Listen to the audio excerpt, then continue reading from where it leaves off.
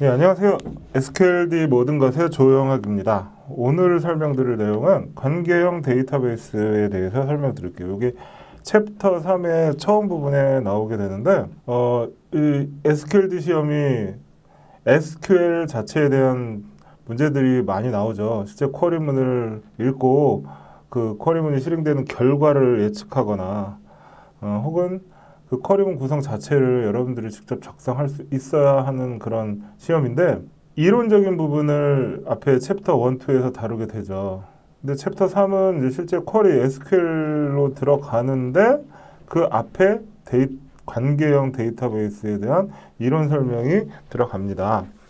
그 부분을 오늘 설명을 드릴 것이고, 사실 지금의 여러분들이 사용하기는 다양한 데이터베이스 소프트웨어들이 있잖아요. 데이터베이스들은 결론부터 얘기하면 다 이 관계형 데이터베이스로부터 발전되어 온 데이터베이스들이에요. 근데 정확히 얘기하면 여기에 OOP가 결합된 관계 객체형 데이터베이스, 요즘에 그렇게 부르거든요.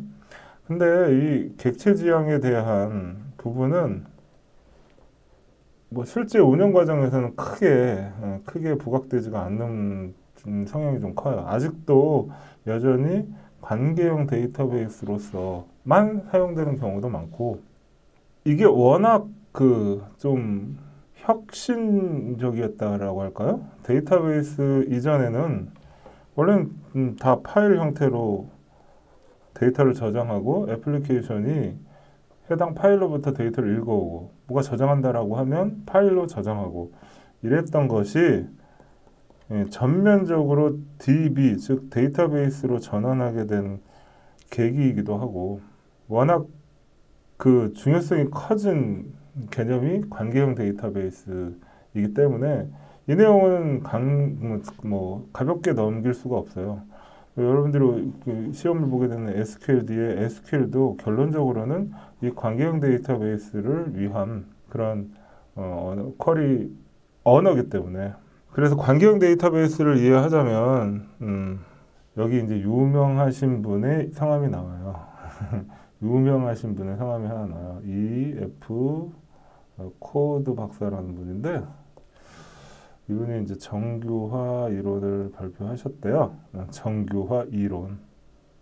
그리고 이 정규화 이론에 따라서 데이터베이스를 실물로 구현해낸 것이 우리가 아는 오늘날의 RDB, Relational Database라고 하는 관계형 데이터베이스가 됩니다.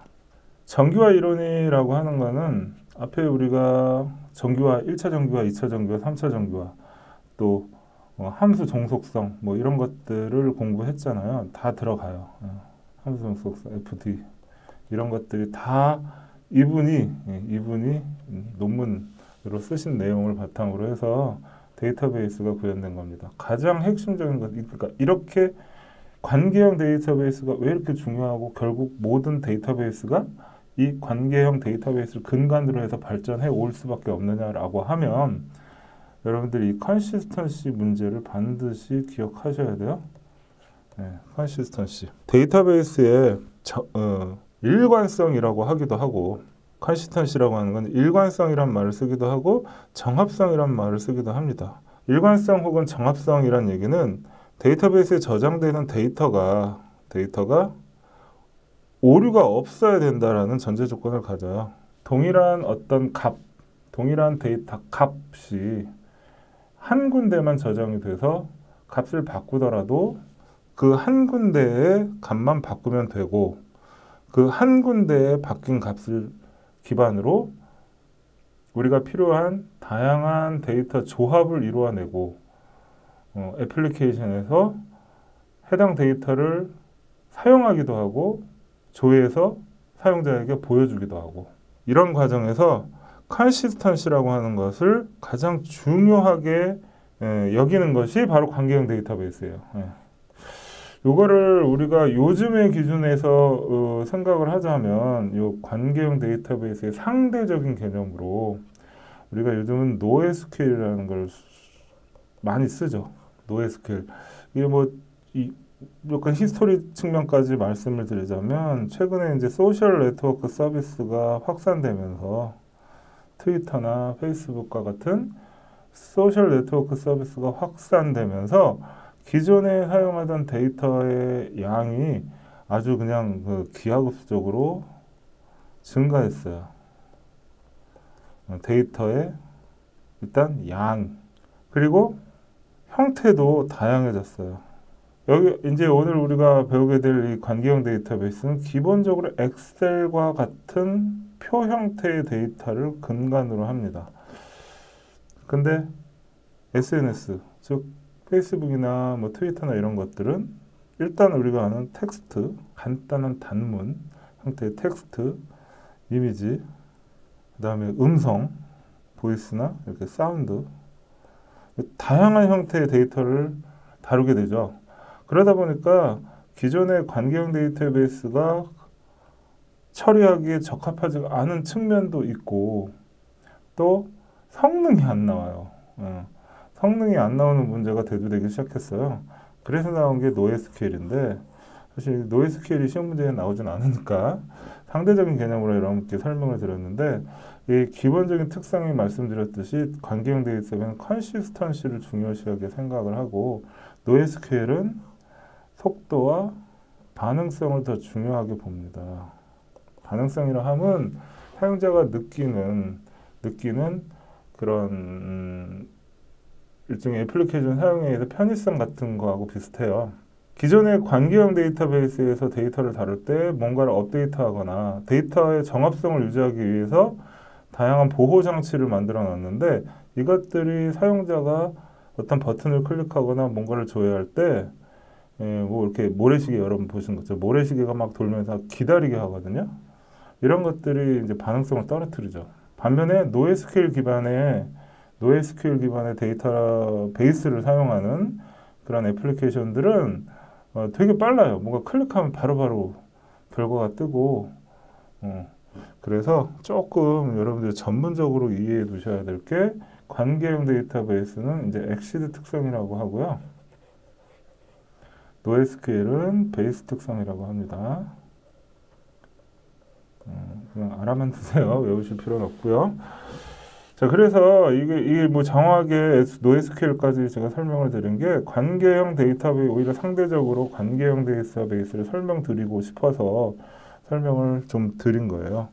관계형 데이터베이스에서는 여기 보이는 이런 형태의 데이터가 다예요. 항상 그래요. 항상 이렇게 엑셀 딱 생각하시면 돼요. 그래서 오라클이든 뭐든 다른 어떤 데이터베이스 도구를 여러분이 쓰실 때 테이블을 딱 조회하게 되면 이런 형태로 화면에 보여주는 이런 형태로 화면에 딱 나오고 그냥 처음에 드는 생각은 엑셀이에요. 엑셀. 처음에 딱 보고 드는 생각은 이거 엑셀인가? 네. 그래서 테이블이란 말을 쓰죠. 테이블. 테이블 형태로 데이터를 다루게 되고 이것을 정형 데이터라고 한다. 이렇게 알아두세요. 자, 여기 그림을 한번 좀 자세하게 볼게요. 그래서 테이블 형태로 구성되는 요 구성. 자, 요 엑셀의 엑셀 헤더 부분, 요 컬럼 헤더라고 하는데 요 부분이 스키마를 의미해요. 네, 컬럼 헤더라고 하기도 하고 스키마를 의미하고 여기서 열에 해당하는 부분, 요 열에 해당하는 부분이 속성이에요. 어트리뷰트, 속성이고 필드란 말도 쓰고 그냥 행렬의 개념으로 보자면 열이라고 표현하기도 하고 자 이제 이렇게 가로로 이렇게 있는 요거는 행이라고 부르고 레코드 혹은 튜플이라고 하는데 요 하나가 뭔가라고 하냐면 인스턴스라고 하죠. 인스턴스라고 하죠. 한 건의 데이터라고 할 때 요게 한 건이 돼요. 이렇게 행, 열 형태로 2차원 구조로 구성된 것을 테이블이라고 하고 관계형 데이터베이스에서는 이거를 일컫는 또 하나의 용어가 있는데 릴레이션이라고 합니다. 릴레이션이라고 합니다. 용어를 좀 익숙해지실 필요는 있습니다. 릴레이션, 테이블, 엔터티 같은 거라고 했는데 역시 마찬가지로 칼럼, 로우란 말도 많이 나와요. 행인데 영어의 로우, 칼럼, 열이란 말도 많이 쓰고 레코드, 튜플 이런 말도 쓰니까 레코드, 튜플. 이 튜플이 하나의 한 건의 데이터 이걸 의미한다. 레코드라고 하기도 한다. 레코드, 튜플 이렇게 알아두시면 이것을 다루는 게 테이블 형태로 데이터를 다루고 앞에서 설명드린 대로 정규화 이론에 입각해서 데이터를 저장하고 조회하고 그 컨시스턴시를 보장하는 데이터베이스를 관계형 데이터베이스라고 한다. 이렇게 알아두시면 돼요. 문제는 당연히 컨시스턴시란 말이 꼭 나오니까 데이터의 컨시스턴시 문제를 근본적으로 해결한 데이터베이스 이렇게 이해를 하시고 2차원의 행과 열 형태로 이루어진 테이블로 데이터를 다룬다 이런 거 알아두시고 관계형 데이터베이스는 SQL이라는 공통의 질의 언어를 사용한다. 이거 꼭 알아두시고 SQL이라는 공통의 질의 언어를 사용한다. 이 말 자체가 Structured Query Language라고 되어 있죠. 구조화된 질의 언어 이렇게 돼요. 구조화된 질의 언어. 사실 뭐 설명은 여기서 다 끝나요. 근데 조금 더 부가적으로 설명드리자면 SQL이라고 하는 우리가 이제 SQLD라는 시험 자체가 SQL 디벨로퍼거든요. SQL이라는 것 자체가 Structured Query Language. Structured Query Language. 구조화된 질의 언어. 요거를 좀 설명드리면 SQL은 여러분 결과에만 관심이 있다. 이거 좀 알아두세요. 결과에만 관심이 있다. 우리가 조회하고자 하는 데이터베이스의 결과에만 관심이 있다. 과정, 프로세스, 로직 이런 거에는 사실 관심이 없다. SQL은. 이런 것들을 하는 언어가 여러분이 아는 C 언어, 뭐 C++, 자바와 같은 언어들이 과정, 프로세스, 로직, 알고리즘을 다루는 언어들인데 알고리즘을 다루는 언어들인데 SQL은 사실은 그게 아니라 결과만을 다룬다. 이거 알아두시고 그래서 SQL이라고 하는 것은 이게 문제 자체에도 나와요. 문제 자체에도 나오는데 절차적, 비절차적 이런 말이 있어요. 절차적, 비절차적. SQL은 비절차적 언어예요. 비절차적 언어. 근데 이렇게만 되면 너무 행복하겠어요. 항상 뭔가 예외가 나와요. SQL 중에서도 이게 함수라든가 프로시저 같은 것들을 정의할 수 있거든요. 함수나 프로시저를 정의할 수 있는데 이때 사용하는 게 있어요. PLSQL 이런 게 있고 TSQL 이런 게 있거든요. 오라클에서는 PLSQL이고 SQL 서버에서는 TSQL 이런 식으로 이름이 붙여 있는데 요거는 절차적 언어예요. 절차적 언어예요. 그래서 그냥 SQL을 얘기하면 어쨌든 비절차적 언어인데 이런 함수 프로시저와 같은 부분까지 포함하면 절차적 성격도 갖는다. 요거 꼭 알아두셔야 돼요. SQL은 그러니까 보기에서 SQL을 그냥 그 비절차적 언어다 라고만 하면 그게 맞느냐? SQL은 포괄적으로 비절차적 언어인데 절차적인 성격도 갖는다. 좀 더 정확히 설명하면 절차적 성격을 갖는 PLSQL이나 TSQL도 있다. 이렇게 이해하는 게 정확합니다.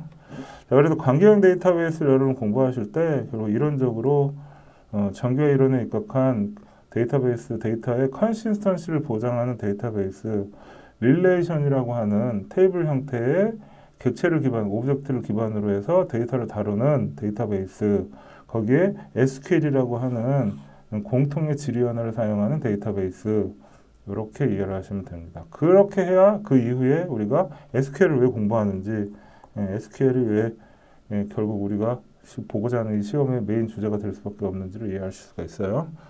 자, 여기까지 그래서 오늘 관계형 데이터베이스에 대한 설명 들었고 다음 시간부터 본격적으로 셀렉트부터 시작해서 쿼리 자체에 대한 설명을 드리겠습니다. 예, 여기까지입니다.